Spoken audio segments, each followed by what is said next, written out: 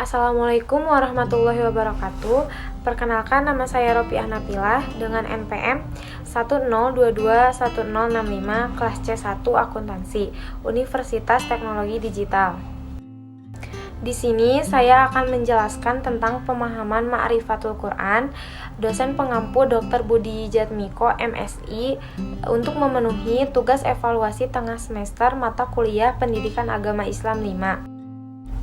Baik, materi pertama yaitu Ta'rifatul Quran.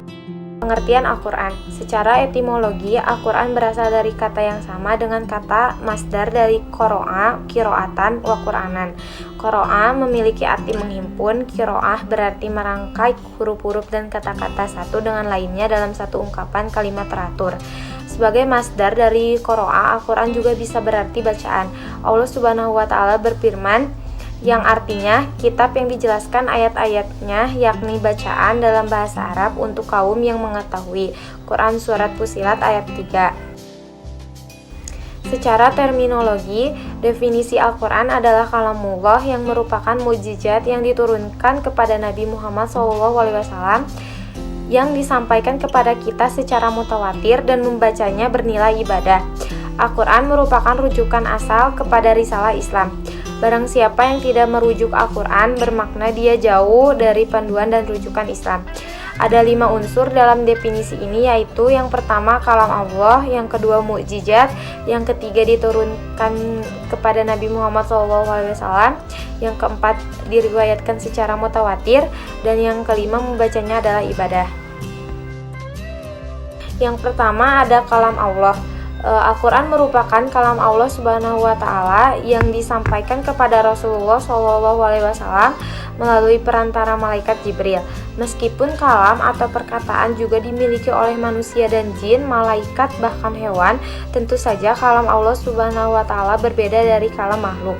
Diturunkannya Al-Quran dengan bahasa yang dipergunakan manusia tidak membuat Al-Quran secara otomatis bukan kalam Allah, dan tidak pula mencabut sisi ilahiyah dan kesucian Al-Quran. Dan yang kedua ada mukjizat. Mukjizat berarti menetapkan kelemahan, yakni ketidakmampuan mengerjakan sesuatu. Lawan dari kudroh atau potensi, power, dan kemampuan. Apabila mukjizat muncul, maka nampaklah kemampuan muiz atau sesuatu yang melemahkan. Dengan demikian, mukjizat dapat didefinisikan sebagai sesuatu hal luar biasa untuk membuktikan kenabian atau kerasulan seseorang disertai dengan tantangan bagi pihak yang memusuhinya. Kemudian menampakkan kelemahan mereka yang memusuhi sekaligus keunggulannya selamat dari perlawanan. Yang ketiga yaitu diturunkan ke dalam hati Nabi Muhammad SAW. Keberadaannya sebagai wahyu yang diturunkan ke dalam hati memberikan pengertian bahwa ia bukan sekedar dibaca atau dihafal dengan lisan. Al-Quran akan efektif memberikan manfaat kalau interaksi dengannya merupakan interaksi qalbiyah atau hati. Interaksi inilah yang akan menggerakkan hingga tercipta perubahan. Al-Quran diturunkan Allah Subhanahu wa Ta'ala kepada Nabi Muhammad SAW dengan berbagai cara. Yang pertama berupa impian yang baik waktu beliau tidur. Yang kedua, kadang malaikat Jibril menampakkan dirinya dalam bentuk asli, bentuk malaikat, lalu mewahyukan firman Allah kepada beliau. Yang ketiga, kadang wahyu itu merupakan bunyi ganta. Yang keempat, diterima di atas langit ketujuh langsung dari Allah Subhanahu wa Ta'ala atau yang disebut sebagai Mi'raj. Selanjutnya yang keempat diriwayatkan secara mutawatir. Apa itu Ta'rifatul Quran secara mutawatir? Ta'rifatul Quran secara mutawatir adalah pengetahuan yang disampaikan dengan penjagaan yang ketat dari generasi ke generasi dan diakui secara luas sebagai benar tanpa keraguan.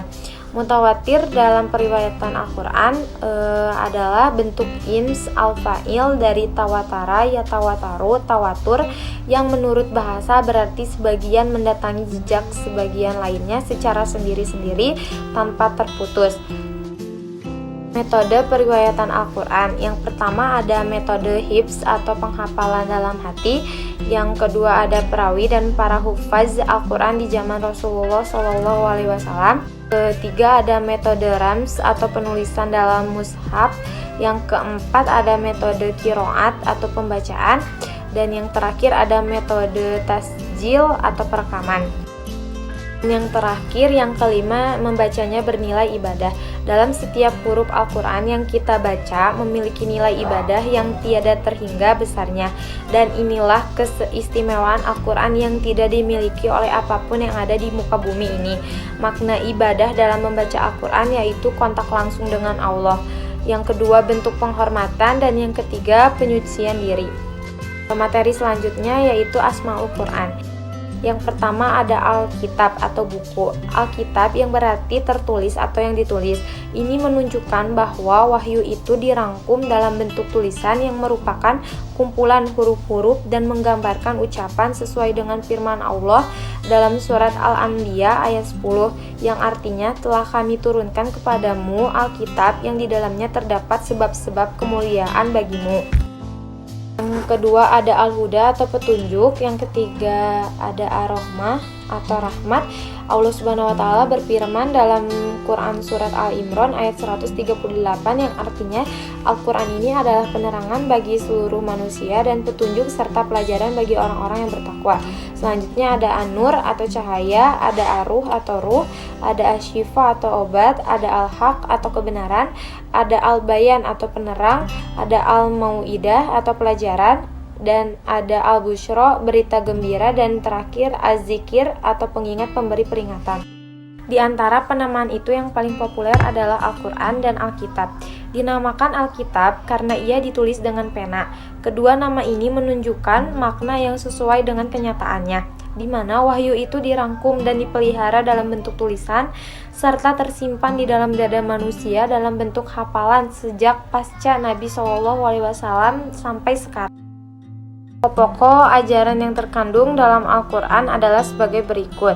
Akidah atau keimanan yaitu keyakinan bahwa Allah adalah maha segalanya, baik sifat atau zatnya. Yang kedua adalah ibadah, yaitu sebagai penghambaan diri terhadap Allah Subhanahu wa taala dengan cara melaksanakan segala sesuatu yang diperintahkan olehnya dan menjauhi segala larangannya, baik berupa perkataan maupun perbuatan.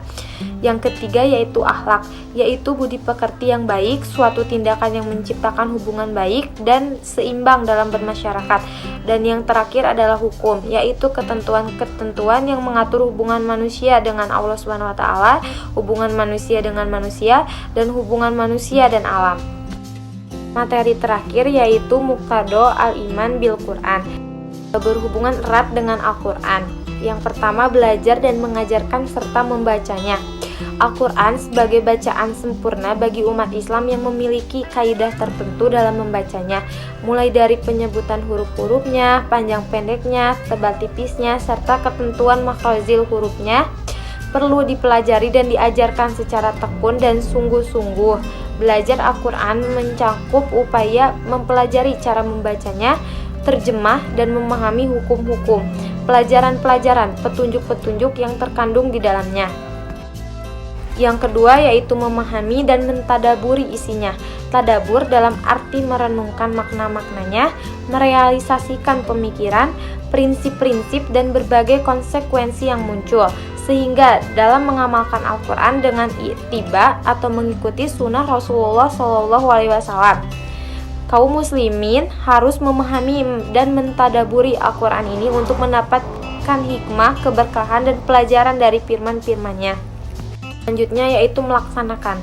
Al-Quran merupakan pedoman dalam kehidupan sehari-hari dan landasan bagi kaum muslimin dalam menjalankan hidupnya di dunia, karena di dalamnya terdapat berbagai aturan, baik yang berhubungan dengan aturan dunia maupun akhirat. Ajaran yang terkandung dalam Al-Quran membimbing manusia ke jalan yang benar dan tidak tersesat, sehingga manusia memiliki kepercayaan dan akidah yang benar dan lurus, peraturan dan hukum yang baik, serta akhlak mulia dan terpuji dalam mencapai kebahagiaan di dunia maupun di akhirat. Selanjutnya yaitu menghafal dan memeliharanya.